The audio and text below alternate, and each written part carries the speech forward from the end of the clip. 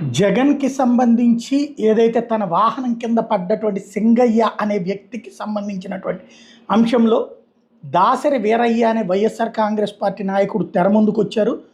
జగన్ పల్నాడు పర్యటన సందర్భంగా నేను కూడా కాన్వాయ్‌లో వెళ్ళాను. మేము చూసే సమయానికి సింగయ్య స్వల్ప గాయాలతో ఉన్నాడు.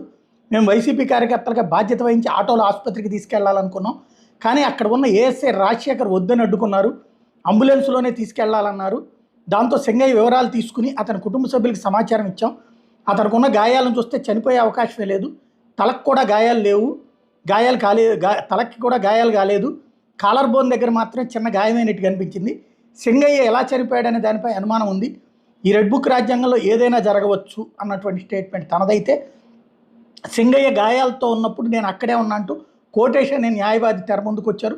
2 వీలర్ మీద నుండి పడితే గాయాలైనట్టుగానే అతని శరీరం మీద గాయాలు ఉన్నాయి. నా కారులో నుంచి గొడుగు తీసి ఆయనకి పట్టాను. సోషల్ మీడియాలో ఒక